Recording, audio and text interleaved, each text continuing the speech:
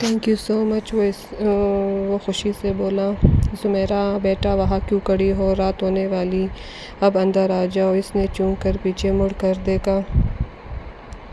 اس کی مما اسے آواز دے کر اندر کی طرف بڑھ گئی تھی۔ اس نے ارد گرد نظر دوڑائی، وہ کہیں بھی نہیں تھا۔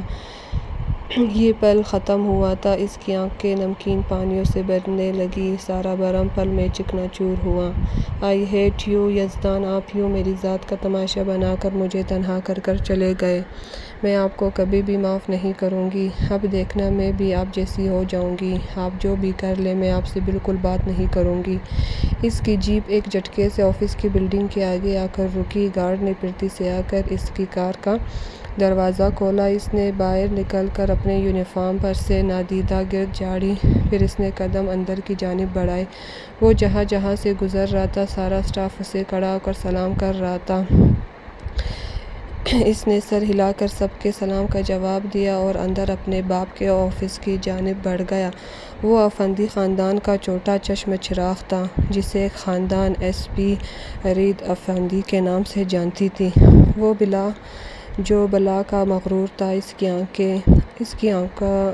آنکھیں بلا کی ذہانت تھی۔ وہ شائخت کا شائقہ سب کو اس کی اوقات میں رکھنا جانتا تھا۔ وہ نرم تھا فقط اپنی چھوٹی بہن کے لیے جس میں اس کی زندگی بستی تھی۔ اسے اپنی ہر شے ملاوٹ سے پاک شفاف چاہیے تھی، بغیر کسی کھوٹ کے۔ اسے زندگی میں نہ تو دوسرا ہونا پسند تھا اور نہ ہی اپنی چیز کسی کے ساتھ بانٹ سکتا تھا، پر زندگی سے بہت جلد اس کی مغروریت، اس کی شان و شوکت اس کے منہ پر مارنے والی تھی۔ اس نے کھڑکی سے باہر جھانک کر اپنی زندگی کے گزرے ماہ و سال کا جائزہ لیا تھا۔ آج 2 سال پہلے تک تو اس کی زندگی نہایت پرسکون تھی، لیکن ان 2 سالوں میں اس کی زندگی میں ایسی ہلچل مچی تھی وہ خود بھی سمجھ نہ پائی تھی۔ ان گزرے سالوں میں اس نے سب کچھ کھویا ہی تھا، کوئی خوشی، کوئی سکون اس کی زندگی میں آیا ہی نہ تھا، جیسے خوشیاں اس کی زندگی کا راستہ ہی بھول گئی تھیں۔ اس نے ساری سوچوں کا جھٹکا اور الماری میں موجود اپنی جمع پونجی نکالی جو چند ہزار روپیوں پر تھی۔ اس کا رخ باہر کی طرف تھا۔ اس کی زندگی میں وہ واحد رشتہ تھا جسے وہ کسی بھی قیمت پر کھونا نہیں چاہتی تھی، وہ واحد ہستی جس نے ہر مشکل حالات میں اس کی ڈھال بننے کی کوشش کی تھی۔ اسے اپنے پیارے دادا جان اپنی زندگی سے بڑھ کر عزیز تھے۔ عزوہ آفریدی نے کرب سے آنکھیں موندے رکشا میں اس چھوٹے سے پرائیویٹ اسپتال کے آگے رکوایا تھا۔ اس نے جلدی قدم اندر کی جانب بڑھائے تھے، آنکھیں بار بار نم ہو رہی تھیں، جیسے بار بار وہ ہاتھ کی پشت سے رگڑ رہی تھیں۔ جانے کیوں اس کا دل مسلسل گھبرا رہا تھا۔ اپنے آخری رشتے کو کھونے کا خیال ہی سوہان روح تھا، وہ کیسے نہ تڑپتی۔ اس کے قدم وارڈ کے باہر آ کر رکے تھے جب اندر سے 2 لوگ نکلتے ہوئے نظر آئے تھے جنہیں آج سے پہلے اس نے نہ تو کبھی دیکھا تھا۔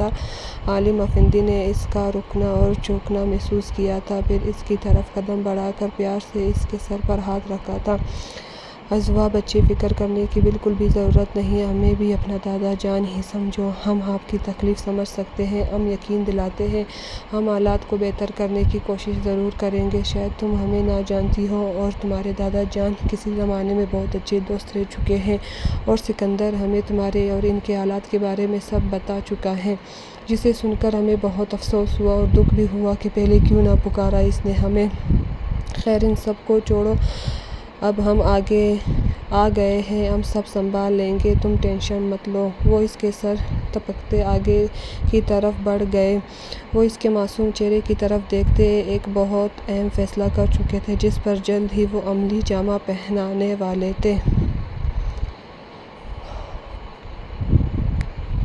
وہ گاڑی کے باہر کھڑا تپتی دھوپ میں کب سے اس کا انتظار کر رہا تھا۔ آتی جاتی لڑکیاں اس کا بھرپور دیدار کرتی گزر رہی تھیں۔ وہ آنکھوں پر سن گلاسز لگائے بے نیازی سے کھڑا تھا، ماتھے پر لکیروں کا جال بچھا تھا۔ جب وہ اسے سامنے سے آتی نظر آئی، دھوپ کی تمازت سے اس کا چہرہ سرخ ہو رہا تھا۔ جب سفید یونیفارم میں دوپٹہ سر پر ٹکائے وہ نظریں جھکائے اس کی طرف آتی ہوئی نظر آئی۔ اسے دیکھ کر اس کے ماتھے پر پڑی سلوٹیں خود بخود ہٹتی چلی گئیں۔ اس کے چہرے پر دھیمی سی مسکان نے اپنا احاطہ کیا۔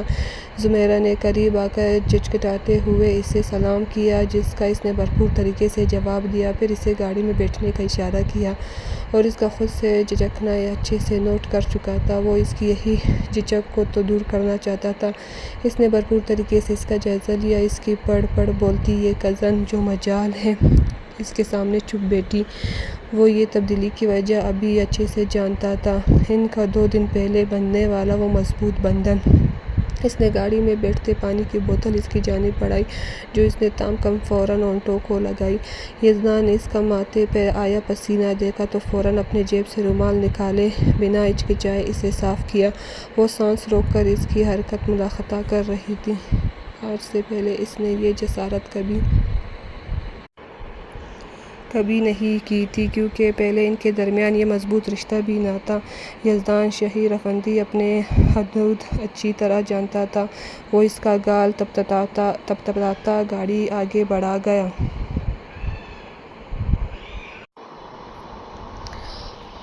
اس کا آج یونی کا پہلا دن تھا۔ ہر چیز میں کانفیڈنٹ رہنے والی آج ذرا گھبرا رہی تھی، لیکن اس نے ایسا کچھ بھی ظاہر نہ کیا۔ اس کی نسبت اس کی دوست کچھ زیادہ ہی گھبرائی ہوئی تھی، کیونکہ ان دونوں نے ہی یونی میں ہونے والی ریگنگ کے بارے میں سن رکھا تھا۔ مہا کا بس نہیں چل رہا تھا اس میں گھس جاتی۔ نشوا نے اس کا ہاتھ پکڑ کر اسے پیچھے سے باہر نکالا۔ کیا کر رہی ہو مہا؟ اگر تم یوں ہی مجھ سے چپکی رہو گی تو میں کیسے چلوں گی؟ اور تم ڈر کس چیز سے رہی ہو؟ میں تمہارے ساتھ ہی ہوں۔ نشوا نے گور کر اسے دیکھا۔ پتہ نہیں کیوں مجھے گھبراہٹ سی ہو رہی ہے، وہ ممنوع کر بولی۔ جسٹ ریلیکس، میں تمہارے ساتھ ہوں، اب ایسا ویسا کچھ نہیں ہوتا، یہ سب پرانی باتیں ہیں، اب یونی میں کوئی کسی کو فضول تنگ نہیں کرتا۔ نشوا اسے سمجھاتی ہوئی اس کا ہاتھ پکڑتی تیز تیز چلنے لگی۔ نشوا آتی جاتی لڑکیوں کو دیکھتی نخوت سے بڑبڑائی۔